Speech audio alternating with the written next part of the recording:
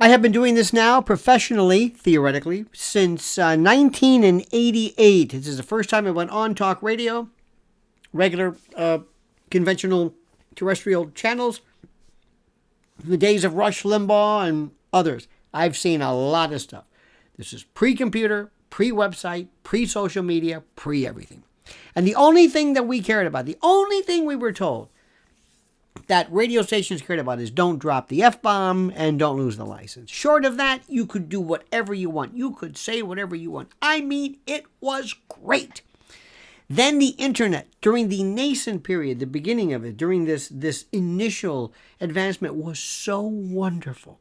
It was the Wild West. God, I loved it. And the man who made it absolutely one of the most, I never heard stuff like this, was Alex Jones.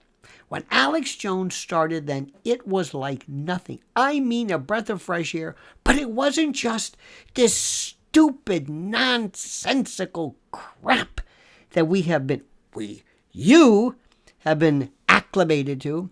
It was the wildest rediscovery, reinvestigation, recalibration, readdress of history, of conspiracy theories where the government and governments from around the world were conspiring, were confederates in what was nothing more than the systematic and organized destruction of our personal liberty. It was the greatest show ever. It was the best. I'm telling you, as God is my witness, I should go blind if I'm lying. I never heard a Rush Limbaugh show once, or Sean Hannity, or really anybody. I don't even like talk radio.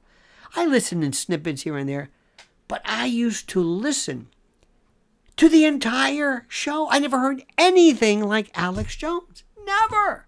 Because what he was saying was, oh my God, can you say this? Virtually everything that we thought was established. And I don't know if this is an entire and correct list of everything he believed in. But for example, I don't know what his particular thought of this was, but others might have certainly questioned the moon landing. Okay? Now, why is that important? I have no expertise on this subject, but that's not what I'm trying to tell you. The fact that somebody on an international platform would dare to say, not only does the emperor have no clothes, but there's no emperor. That this fact that you accepted as truth, and again, I'm not saying that because I'm not an expert in this. That's not the point. The fact is there was somebody who actually could say this. Free speech was alive and well. Free speech mattered. It was exciting. And then it was as though the heavens opened. And one of the most horrible events in recent history, and my wife and I were here in New York City on that terrible Tuesday morning on 9/11/2001.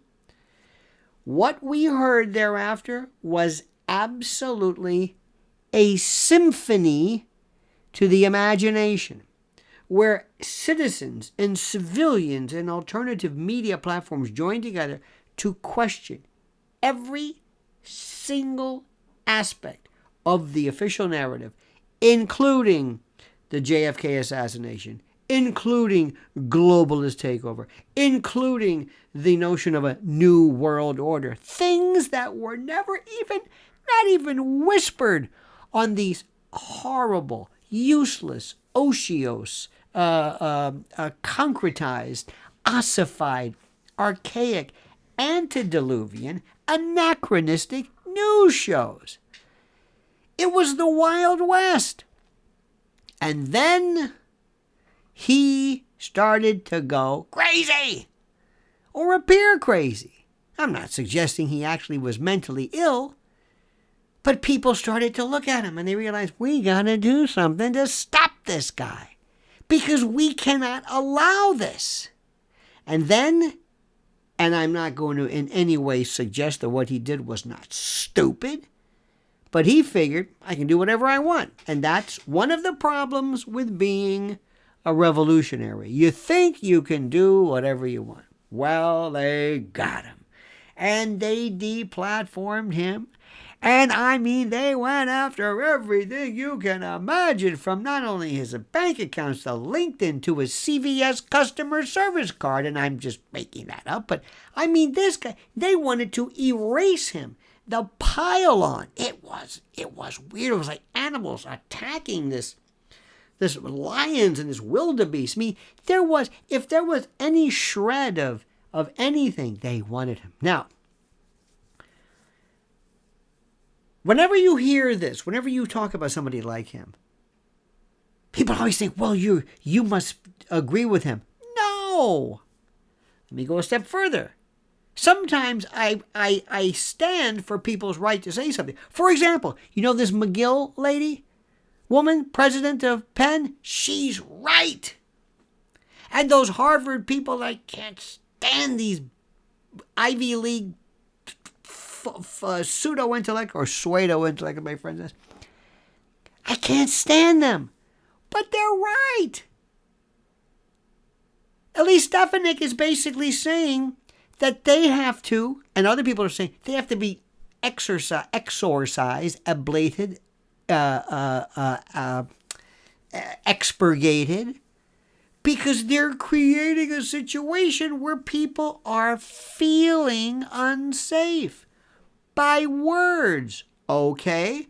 You were laughing at the snowflakes and powder puffs who were talking about microaggressions and trigger warnings, where they felt unsafe because of Trump or because... And you said, this is the most ridiculous thing in the world. Shut up. You've got no right. Grow up. Grow a pair. Butch you up. Grow a pair. Okay, fine. What are you doing right now? If somebody does not advocate the immediate or does not incite the immediate and targeted incitement of violence, you can say whatever you want. And if you don't like it, counter-protest. It's a college, for Christ's sake. What's the matter? We're losing our minds. So then we've got Elon Musk.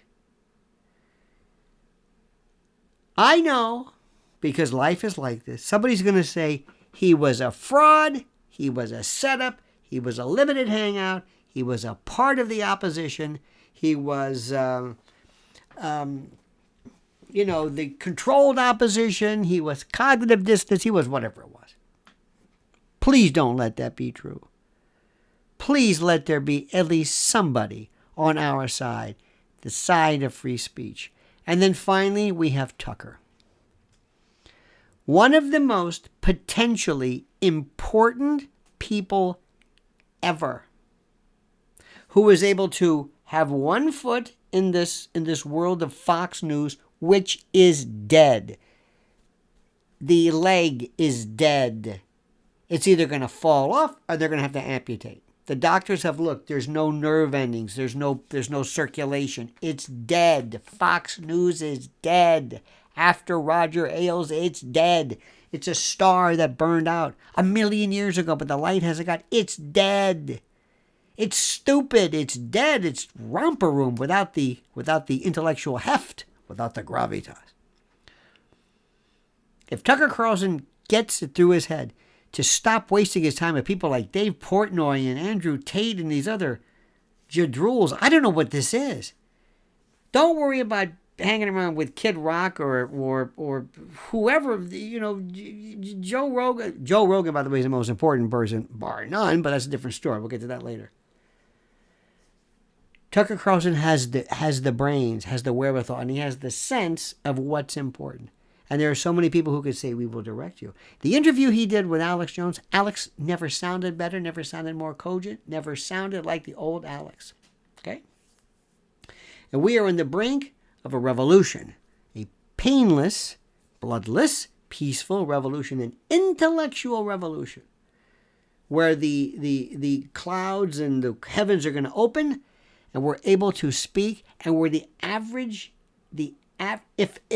the average American knew half of what we knew, half, they wouldn't be able to sleep at night. So Elon, Alex, Tucker, do not stop. And by the way, Tucker's latest installment with the Gonzalo Lira's father, superb. Don't let up and don't let us down. We are trying to unravel, to undo, as Freud would say, the undoing, the disentangling of this Gordian knot of suppression that we had to go through after this horrible post-COVID mania lunacy where Americans screamed and begged and asked for and were rather contrite and complicit in the cessation and the interruption and the termination and the derailment of free speech and critical thought. Think about what I've said very carefully. I'm not going to ask you to like the video and subscribe. You know what to do. But listen very carefully and comment. Comment. Use your brilliance. Use your words. What do you think? Do you feel this as well? Do you feel that we are on the brink of something big? Please don't let it stop. I've never felt like this since they canceled the Ropers. Ask your parents. Now comment as you see fit.